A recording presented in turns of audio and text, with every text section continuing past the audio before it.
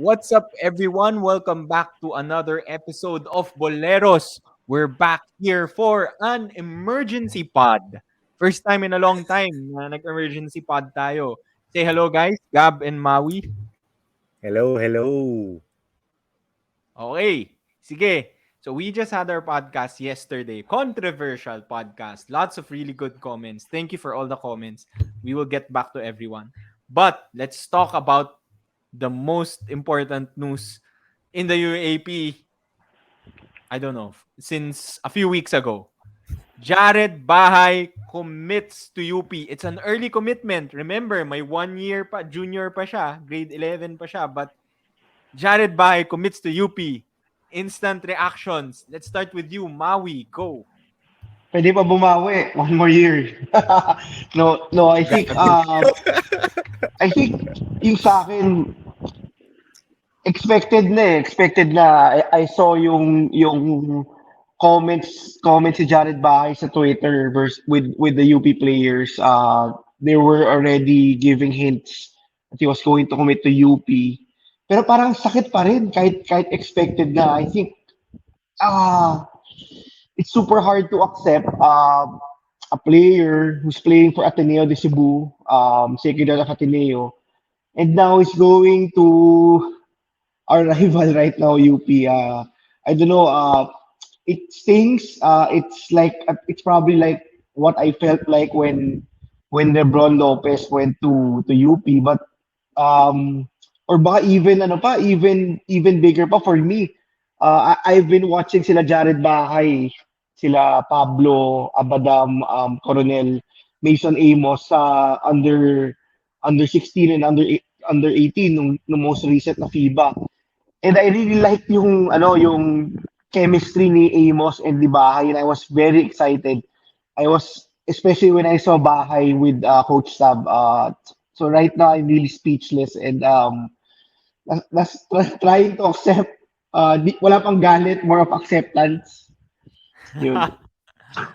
Okay. Stages of Um, grief. Stages of See, grief si I, I, Mao. I was gonna say stages of grief nga, no? Nasa acceptance na. Trying to accept pala. Wala pa sa acceptance. Trying to accept. Okay. Gab, ikaw, instant reactions. My first reaction was, come on, Jared Bahay. Yung timing naman ng announcement mo. Nag-pod kami kahapon eh. Yung dapat kahapon ka nag-announce. Hindi yung ngayon. Oo nga naman. Kaka-episode lang namin kahapon. Sa akin ipabalik kami sa isang episode. We're all Extra busy. We have trabaho lives, eh. Jared Totoo Bahay. si Jared Oh, Bahay eh. Not, ano we have eh. lives, Hindi Jared. aligned. Come on. Grabe. Step up. Is-ayusin mo naman, Uh, Jared. My first reaction was, of course, shock. I really thought na coming from Ateneo de Cebu, Jared Bahay would go to Ateneo. And I think it's a huge loss for Ateneo. He's a very talented point guard. He's a huge get for UP. I'm happy for UP. They get such a great talent. Maui was very impressed with Mason Amos from the under 16 and under 18 teams. Pero for me, I was most impressed by Jared Bahay. I thought he was a great point guard. Someone who had a very mature game already for his age. He could score, he could shoot, he could play make, he could defend. He was very pesky on the defensive end. He played the passing lanes pretty well. So a huge get for UP. And my second reaction is I am worried for Jared Bahay. Not for Jared Bahay, actually. For all of the UP guards. Because he's coming in season 87. Tama? I think that's the expectation. So people are saying that he's gonna replace JD Kagulangan as the point guard for UP. However, there are a ton of other guards in UP. So I was running it through my head. JD, CJ Cancino, and James Spencer are graduating after season 86. Yes. So 3 rotation guards out of the lineup. However, in season 87, I counted their guards. They have Terence Fortea, Jerry Abadjano, Cyril Gonzalez, Harold Alarcon, Uh, yung I'm forgetting some other players. Si ano, Torres, tsaka Felisilda. si ano, Yes. Felisilda. Sergeant Felisilda. Raylan Torres. I'm forgetting a seventh one. And Jared Bahay. So that's 7 guards vying for 2 guard spots. So 2 times 40, that's 80 minutes of game time for in 2 spots, split between 7 players. And these are not like the other 6 players are unproven or scrubs or bench players. These 6 guys are proven rotation players. Fortea, Abajano, Alarcon, Gonzalez, Felicilda, Torres. They're all rotation guys in the UAAP, proven. And then you add Bahay, that's 7 guards you have to find playing time for. I don't know how Coach Gold is gonna fit all of these 7 players in 80 minutes. That's less than 15 minutes a game for each of them. If you divide it equally, someone has to play the bulk of the minutes, so someone is losing out. Now you could say Coach Gold can go with some 3 guard lineups, Yep, correct. someone to play small forward. Yes. But you also have other players who are wing players, small forwards on that team. LeBron Lopez, if he elects to stay in for season 87, you have Josh Coronel, who is a perimeter player, a wing. Uh, Pablo can play wing. There's this other guy we just saw in the ball out league, Chico Briones. He was labeled Briones. as a 6'6" guard, but he's gonna play more of the wing. He's not gonna be a guard. So there is no playing time at that small forward spot unless they go really small. And with one guy at center, that is again, some may say it's a good problem to have all of Exactly, exactly. this, all of these talents. I'm not so sure it's a good problem to have because someone is losing out. And all of those 6 guys are proven rotation guys who have produced in the UAAP already. If someone loses out, I'd be pretty pissed. Like if I was Felicilda, I was a star at NU. I'm coming here for playing time. Now I'm playing 5 minutes off the bench.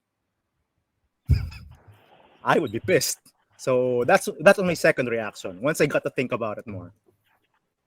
Okay. Okay. Good points, pero for me, I don't think it's that Not much of an counting issue. future recruits that could Uh-huh. come in for season 87. Uh-huh. Uh-huh. True. Tama naman. So I think, Gab, those are good points. I agree with you. Initial reaction, sad din ako like Maui, but actually super happy for Jared Bahay and for UP. I think UP gets their point guard of the future. Um Perfect transition from JD Kagulangan to Jared Bahay. In fact, I think it's an upgrade. I remember, obviously JD Kagulangan wasn't as highly touted, no. Etong si Jared Bahay, number 1 ranked high schooler sa NBTC na not from Metro Manila and also not even a senior. Hindi pa siya senior, 'di ba? So may 1 year pa siya to get better, 'di ba?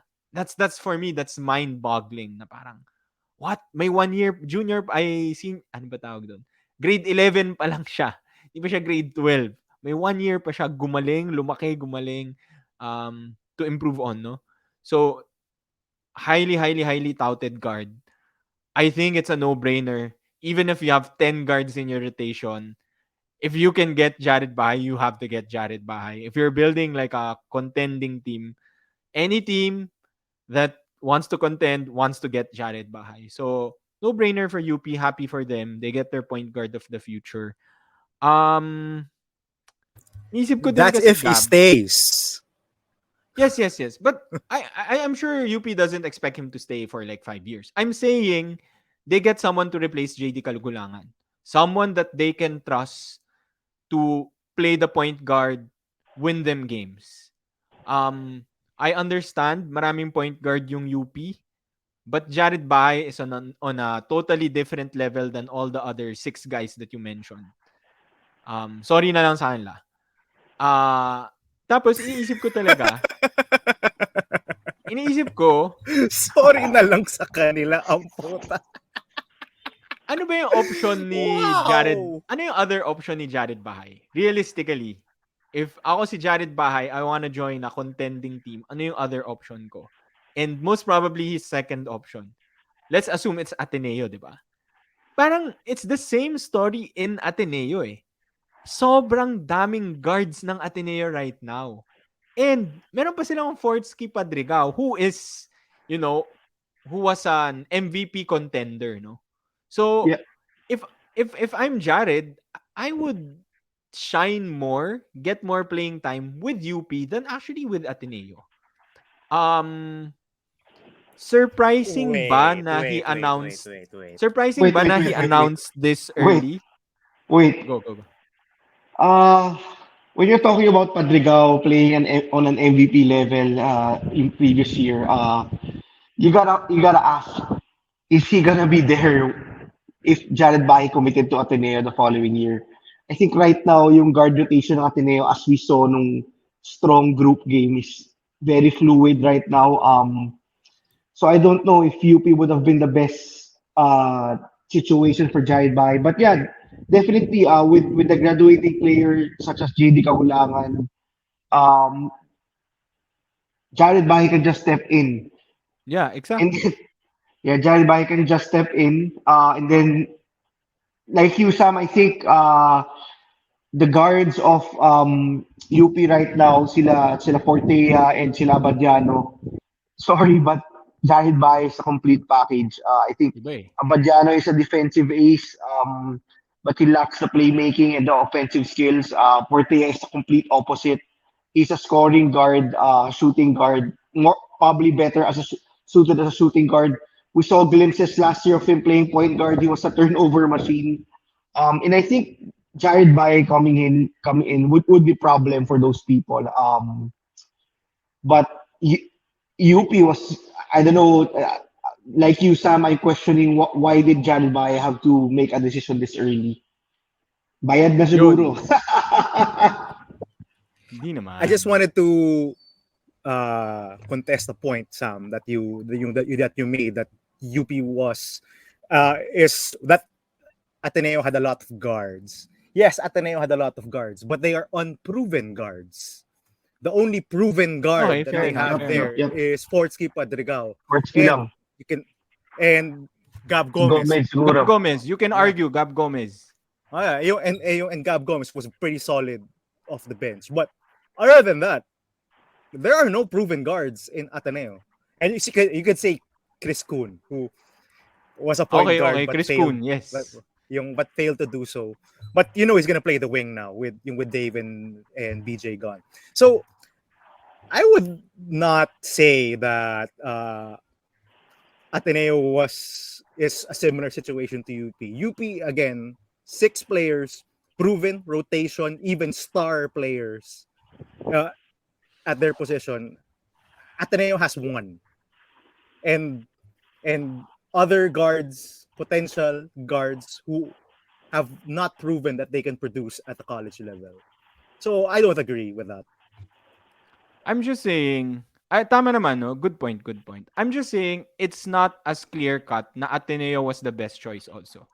I Yes, think you, definitely. I think UP and Ateneo both had their pros and cons for Jared Bahay. And yung I think the only advantage talaga that Ateneo had over UP is the fact na Jared Bahay came from Ateneo de Cebu. Yun lang. But other than that, I don't think parang obviously like the argument na sobrang daming guards sa UP. I don't think it's like that big of a deterrent for Jared Bahay to pick Ateneo over UP. Because Jared Bahay is, Jared Bahay is Jared Bahay, di ba? Like, ibang level, point guard of the future nga. Point guard of Gilas nga eh, di ba? Parang ganung level siya eh. Under 16 Um, na naglalaro sa under 18. Ganong ibang levels. level. Ibang level talaga. So, for me, it's not as surprising that he picked UP. Kasi I think UP and Ateneo was really the top two choices. Maybe LaSalle. I'm not sure. But I think not as surprising yung pagpili ng UP. What I think is surprising is him announcing this early. Si Maui, you've been telling us Maui, di ba? Jared Bahay, UP na yan. All the sources Again. say UP na yan. Um, all our friends say UP na yan, di ba? Yung mga basta yung mga sources natin dyan. But ako, sabi ko, wag tayong mag-podcast about it until he announces. Anyway, he has a year to decide. I don't think he's gonna announce agad. So, doon ako mas gulat na he announced this early. But I think you mentioned, Gab, no? Naisip ko, thinking about it, why would you announce this early? Naisip ko lang, it could also be like a recruiting tactic for UP. Can you imagine yung pitch mo now na okay, we have Gagate, Pablo, Bahay. We need a wing or whatever. Sali ka na sa amin. Or we need a new FSA. Sali ka na sa amin. Could be that. Imagine mo, di ba? Now it's clearer for people. Kasi if you ask me 2 months ago when Carl Tamayo announced na he was leaving, UP was a mess. I didn't expect UP to get the Lasal guys. I didn't expect UP to get Lebron Lopez. LeBron Lopez. Diba? We didn't know where UP was gonna get their next stars. Now they have their stars. It's going to be a lot easier to recruit other players to the team. So I think yun yung value of Jared by announcing this early. Mau, you wanna say something? Yeah, I think just to add lang, the problem with what UP is doing right now is definitely yung players that were recruited. Players like Felicilda, players like Raylan Torres, they have to be questioning their decision to a certain degree. Kasi if you look at si Kalimag, if you look at si Bismarck Lina, they already jumped ship. They started to transfer to other schools, and you have to ask yourself, we have to ask who will be the next UP player to transfer. Will these UP players transfer to rival UAP teams, or will they go to the NCAA like Will Go Zoom and Lina and Kalimag? But it's crazy. Yung parallelism niya to Lasal nung mid 2000s is very close for me. I think they're over recruiting. I don't know how Coach Gold will be able to give them all minutes. Sabi nga nila, there's only 5 guys you can play at a time. There's only 48 minutes in a game. In the UAP's case, it's only 40 minutes. 40 minutes in a game. So that's 200 minutes. How do you spread that out to all these marquee recruits? And you gotta ask, grabe yung unlimited funds talaga UP. I mean, they're getting all the key recruits.